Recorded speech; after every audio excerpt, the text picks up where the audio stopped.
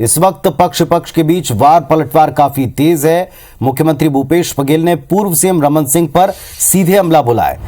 1.5 दशक के गड्ढे भरना एक बड़ी चुनौती सरकार की थी। कुछ भर गए, कुछ बाकी हैं। अच्छी शिक्षा के लिए हम दृढ़ संकल्पित है, कहना है मुख्यमंत्री भूपेश बघेल का। उन्होंने कहा, भेंट मुलाकात में जहां जाता हूं सरकारी स्कूल की मांग होती है। ये अंतर है कि अब पनामा नहीं पाठशालाओं की चर्चा होती है। तो कटाक्ष किया है मुख्यमंत्री भूपेश बघेल ने कि कांग्रेस के राज में गड्ढे भरने का काम शुरू हुआ, कुछ भर गए, कुछ बाकी हैं। भरने का काम शुरू हुआ, कुछ भर गए, कुछ बाकी हैं। बच्चों को अच्छी से अच्छी शिक्षा मिले, इसके लिए कृत संकल्पित हैं। पनामा नहीं पाठशालाओं की बात अब होती है। और इस वक्त हमारे साथ दोनों पक्षों के दो बड़े समर्थ नेता हैं, अपने पक्षों के उत्तर देंगे। संजय श्रीवास्तव जी हैं भारतीय जनता पार्टी से, चंद्रदेव राय जी हैं कांग्रेस पार्टी से। आप दोनों को नमस्कार, स्वागत है। नमस्कार सर। नमस्कार। संजय जी, पहले आपसे शुरुआत करते हैं, उत्तर दीजिएगा। जो कटाक्ष किया है, गड्ढे भर गए और घर भरना बाकी हैं, और पनामा और पाठशाला का भी जिक्र किया है। देखिए पुनीत जी, बड़े दुर्भाग्य की बात है कि मुख्यमंत्री भूपेश बघेल जी पिछले 4 वर्षों से केवल बड़ी बड़ी बातें करते हैं, धरातल पर कुछ भी नहीं है। ये बड़े बड़े गड्ढे भरने की बात कर रहे हैं, पूरे प्रदेश के गड्ढे तो नहीं भर पा रहे हैं। और आपको याद होगा, महीने 2 महीने पहले जब अधिकारियों के साथ में बैठे थे तो उन गड्ढों को भरने के लिए इन्होंने कर्जा लेने की बात करी थी। सड़क की बात तो दूर है, गड्ढे भरने के लिए कर्जा लेने की नौबत इस सरकार की। पहली सरकार देश की आजादी के बाद जो पैचवर्क करने के लिए भी बैंक से कर्जा लेती है। बातें बड़ी बड़ी तो कोई भी चलता फिरता आदमी कर देता है, धरातल पर क्या स्थिति है तो मुझे लगता है। और कल जिस तरीके से इस प्रदेश में तो अभिव्यक्ति की आजादी समाप्त हो रही है। कल एक लड़के ने दिखा दिया ना, आरक्षण पर आपको आईना दिखाया तो आपने माइक छीनवा दिया। उसने कहा ना कि हम विरोध कर रहे हैं, हम हमारा अधिकार है, आप भी तो करते हो रमन और मोदी के, तब तो माइक छीन लिया गया। तो ये स्थिति है। तो मुझे लगता है केवल उसको डाइल्यूट करने के लिए बड़ी बड़ी बातें करना, मीडिया के माध्यम से छिपवाना, ट्विटर में बातें करना, दरअसल धरातल पर कुछ नहीं है। आंतरिक व्यवस्था तो बिगड़ ही गई है। नंबर 2 का मंत्री बोलता है मेरे को चुनाव नहीं लड़ना है। ये स्थिति है। इस आने वाले चुनाव के अंदर में कांग्रेस की इतनी दुर्गति है कि कोई भी व्यक्ति अब चुनाव भी नहीं लड़ना चाहता है। भूपेश बघेल की सरकार केवल 2 ही काम कर रही है, शराब के माध्यम से अवैध उगाही का काम यहाँ पर चल रहा है, और तो और रेत खनन। पनामा की बात नहीं होती, पाठशालाओं की, इस पर भी आप अपनी प्रतिक्रिया जरूर रखें। पाठशालाएं खोल रहे हैं। मैं कल था सीतापुर में, परसों। चुनौती देता हूं मुख्यमंत्री जी, यदि सुन रहे हैं तो अमरजीत भगत जी को भेजें। जिस देवगढ़ के अंदर में मैं था, वहां के लोगों की कंप्लेंट थी कि भैया यहाँ पर आत्मानंद अंग्रेजी खोल दिए हैं और हमारा हिंदी मीडियम का स्कूल बंद कर दिए हैं।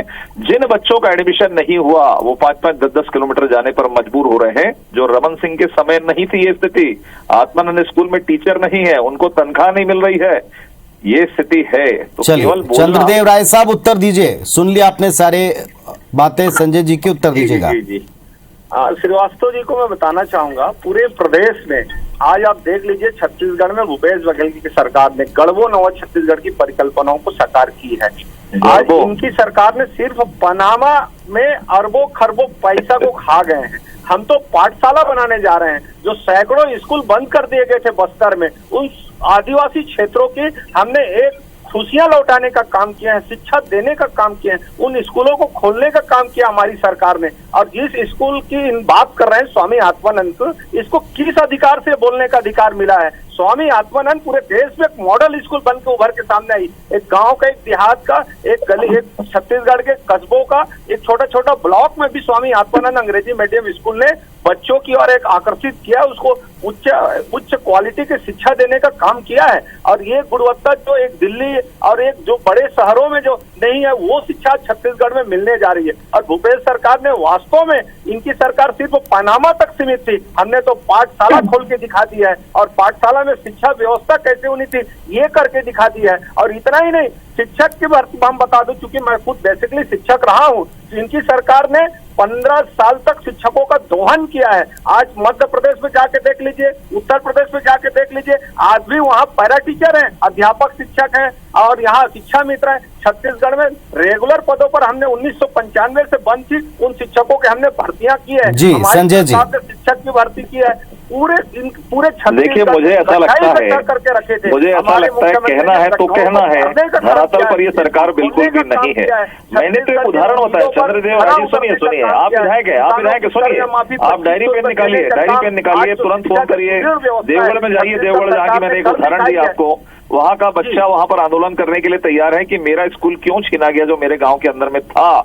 चंद आप स्कूल खोल के आत्मानंद बच्चे एडमिशन, गलत आरोप लगा रहे हैं, आपको अधिकारी नहीं थी। हमने जहाँ स्कूल खोला है और आज पूरे प्रदेश में जहाँ भी हमारे मुख्यमंत्री जाते हैं स्कूलों की बात होती है, चले बोलिए तो मैं तैयार हूँ, जहाँ पे लेके कल सुबह चलते हैं। स्कूल बंद करके रखे, आप बात कर रहे हैं, हाईजेक करके रखे, हवाबाजी का दोहन करने का बाबा है ना, टीएस बाबा सरगुजा, विश्वास ही नहीं होगा आपको, छोड़िए। लेकिन अमरजीत भगत से पूछ लो, उनका क्षेत्र है, मैं देवगढ़ की बात कर रहा हूँ, चुनौती देता हूँ सरकार को, कोई एक नुमाइंदा है तो मेरे साथ चले और वहाँ पर देख ले कि क्या स्थिति है, तनख्वाह देने की स्थिति है नहीं। चंद आत्मानंद स्कूल खोलकर वाहवाही लेना केवल आपका शिक्षा मंत्री। राय साहब, वो आपको एक चुनौती दे रहे हैं, क्या आप उसका उत्तर देना चाहेंगे? मैं चुनौती, अभी आज मैं रात को अपना अंबिकापुर ट्रेन से चलते हैं, देवगढ़ चलते हैं, आप अपने पूरे प्रशासनिक अधिकारियों को वहां लगा दो।